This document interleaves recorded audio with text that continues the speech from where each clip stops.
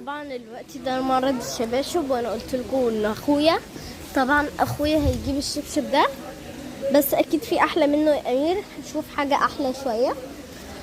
ايه هنشوف مثلا ممكن تجيب ده يا امير، بس المقاس الاصغر شكله حلو، بس عاوزين المقاس احنا الاصغر. لا هو ده.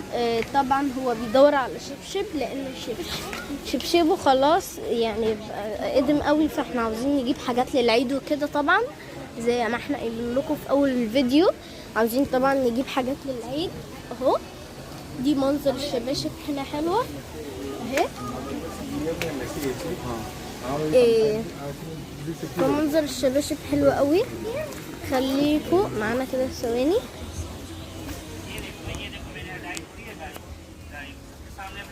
هنا عندنا هنا البطانيات والحاجات، بس احنا مش عاوزين كده. احنا طبعا هنمشي هنا